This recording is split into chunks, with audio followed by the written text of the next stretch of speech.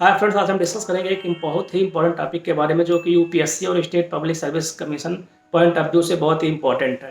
तो अगर हम बात करें, ये रिसेंटली जो हम जानते हैं कि निज्जर का केस एक तरीके से बहुत चल रहा है कि इंडियन गवर्नमेंट का हाथ है हरदीप सिंह निज्जर की हत्या में। एक तरीके से कनाडा के प्रधानमंत्री कह रहे हैं, उन्होंने पार्लियामेंट में भी कहा था, हर जगह वो कह रहे हैं। एक तरीके से अगर हम देखें तो 5I का जो कॉन्सेप्ट है, जैसे 5I के बारे में थोड़ा सा चर्चा कर लेते हैं कि 5I क्या है।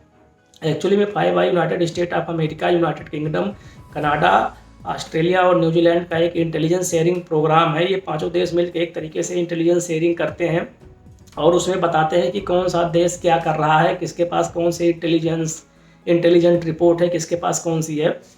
तो उसी संदर्भ में हम देखते हैं कि एक कनाडा के प्रधानमंत्री कहते हैं कि ये इसमें इंडिया का हाथ है, इसमें इंडिया के जो एजेंसी है उनका हाथ है इसको मारने में। तो ऑलरेडी हम डिस्कस करते हैं कि इसमें जो है 5I के देश क्या कह रहे हैं। तो जनरली अगर हम यूनाइटेड स्टेट की बात करें तो यूनाइटेड स्टेट ये कह रहा है कि इसमें एलिगेशन कनाडा लगा रहा है, इसकी पूरी जांच होनी चाहिए। लेकिन यूनाइटेड स्टेट ने एक तरीके से इंडिया को कंडेम नहीं किया है। उसका कहना है कि हम इंडिया को कंडेम नहीं करेंगे जब तक हमारे पास पर्याप्त सबूत न मिल जाए कि इसमें इंडिया का हाथ है। दूसरी बात ये, हम इसके दूसरे देश ऑस्ट्रेलिया की बात करें तो ऑस्ट्रेलिया भी एक तरीके से कह रहा है कि इसमें इंडिया का हाथ नहीं है। ऑलरेडी हम जान रहे हैं कि वहाँ पे ब्रिटिश कोलंबिया के गवर्नर भी कह रहे हैं, एक तरीके से प्रो खालिस्तान मूवमेंट के एक तरीके सपोर्टर रहे हैं जस्टिन ट्रूडो, और उनका किया हुआ कोई भी काम कनाडा में एक तरीके से सफल नहीं हो पा रहा है। तीसरी बात हम कहें न्यूजीलैंड में, न्यूजीलैंड भी एक तरीके से इंडिया के अगेंस्ट में नहीं बोल रहा है। यूनाइटेड किंगडम की अगर बात करें तो यूनाइटेड किंगडम ने कहा है कि ऐसा कुछ भी नहीं है। और हम जानते हैं कि जो है इंडिया ऐसा किसी भी चीज़ में इन्वॉल्व नहीं है कि इंडिया को जबरन ये कहा जाए कि हरदीप सिंह निज्जर की हत्या में उसका हाथ है। दूसरी बात हम ये देखते हैं कि कनाडा में इस समय वहाँ की इकोनॉमी बहुत तेज़ी से गिर रही है, वहाँ का जीडीपी ग्रोथ रेट गिर रहा है और एक तरीके से वहाँ देखते हैं कि जितने भी सामान है उनकी कीमतों में एक तरीके से बढ़ोतरी हो रही है। तो इन सब मद्देनज़र ट्रूडो एडमिनिस्ट्रेशन के खिलाफ लोग एक तरीके से जा रहे हैं। और उसमें अभी रिसेंटली एक मुद्दा और उठ गया है। अभी एक्चुअली में सेकेंड वर्ल्ड वार जब हुआ था तो ये 1939 में एक तरीके से शुरू हुआ था और 1945 में समाप्त हुआ था। जब ये 1945 में एक तरीके से हिरोशिमा और नागासाकी पे 6 अगस्त और 9 अगस्त को क्रमशः परमाणु बम गिराया गया था, तो उसी समय जापान ने घुटने टेक दिए थे और वर्ल्ड वार समाप्त हो गया था। तो उसमें हम देखते हैं एक तरीके से रसिया ने नाजी जर्मनी को एक तरीके से परास्त किया था, यूनाइटेड स्टेट ऑफ अमेरिका ने एक तरीके से जापान को परास्त किया था। उसके संदर्भ में हम देखते हैं कि नाजी जर्मनी के एक सैनिक को एक तरीके से कनाडियन पार्लियामेंट में सम्मानित किया गया है। तो उसी संदर्भ में हम देखते हैं कि रसिया ने एक तरीके से कनाडा से कहा है कि वो इस संदर्भ में एक तरीके से माफ़ी मांगे कि ऐसा क्यों किया गया है कनाडा के पार्लियामेंट में कि नाजी सैनिक को आखिर क्यों वहाँ पे सम्मानित किया गया है। तो दूसरे संदर्भ में देखते हैं कि इसका विरोध एक तरीके से पोलैंड ने भी किया है, एक तरीके से इजराइल ने भी किया है। तो सेकेंड वर्ल्ड वार की फिलासफी जो रहती है एक तरीके से ऐसी रहती है कि इसमें बहुत सारे देश एक तरीके से इन्वॉल्व होते हैं और पूरा यूरोप एक तरीके से अफेक्टेड होता है इसमें। दूसरी बात यह है कि सेकेंड वर्ल्ड वार के ख़त्म हो जाने के बाद पूरी दुनिया जो है एक तरीके से देखते हैं कि दो गुटों में बढ़ जाती है। कोल्ड वार एक तरीके से शुरू होता है यूनाइटेड स्टेट ऑफ अमेरिका और सोवियत यूनियन के बीच।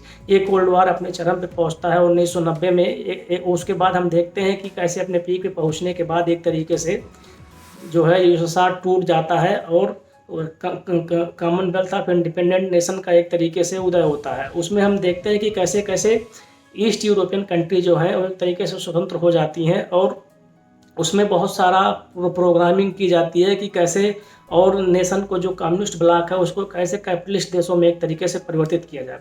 तो फाइनली अगर हम देखें कि ट्रूडो के शासनकाल में एक तरीके से बहुत सारी प्रॉब्लम शुरू हो गई हैं। कनाडा एक ऐसा देश था जिसके बारे में लोग अगर अच्छा नहीं कहते थे तो बुरा भी नहीं कहते थे, लेकिन 1-2 महीने के अंदर ट्रूडो एडमिनिस्ट्रेशन ने इतना प्लान फेल किया है कनाडा का। पहले हरदीप सिंह निज्जर की हत्या का आरोप इंडिया पे लगाया, अब एक तरीके से नाजी सोल्जर को एक तरीके से सम्मान दे रहे हैं कनाडा की पार्लियामेंट में। तो इससे पता चलता है कि जस्टिन ट्रूडो के पास जो है एक तरीके से हिस्ट्री का नॉलेज नहीं है। उनको नहीं पता है कि द्वितीय विश्व युद्ध में क्या हुआ था और द्वितीय विश्व युद्ध में कौन कौन से देश एक तरफ थे। तो अगर हम द्वितीय विश्व युद्ध की बात करें तो उसमें हम जानते हैं कि जर्मनी, इटली, जापान एक तरफ थे और great Britain, France, United state और रसिया एक साइड में थे और उसमें हम जानते हैं कि ये सबसे बड़ा वर्ल्ड वार था जो कि लड़ा गया था और इसमें हम देखते हैं कि एक तरीके से एलाइड पावर की विजय होती है। उसी संदर्भ में हम देखते हैं कि एक तरीके से जस्टिन ट्रूडो को ये भी नहीं पता है, हिस्ट्री भी नहीं पता है और एक तरीके से उनका नाज़ी सोल्जर को एक तरीके से सम्मानित करना कनाडियन पार्लियामेंट को एक तरीके से शोभा नहीं देता है। ये स्टेटमेंट था एक तरीके से रसिया का। रसिया का कहना है कि इसके लिए जस्टिन ट्रूडो को रसिया से माफ़ी मांगनी चाहिए। पोलैंड एक देश है जिसकी राजधानी वार्सा है, वो उसका भी यही कहना है कि रसिया को कि कनाडा को एक तरीके से पोलैंड से माफ़ी मांगनी चाहिए। इजराइल का भी कहना है कि नाज़ी जर्मनी के सैनिक को पार्लियामेंट में सम्मानित करना एक अच्छी बात नहीं है। इसके लिए जो है कनाडा के पीएम को अपना स्टेटमेंट एक तरीके से डिक्लेयर करना चाहिए और एक तरीके से पूरे विश्व के समुदाय से उनको माफ़ी मांगनी चाहिए। थैंक्स गाइस, आज के लिए इतना ही।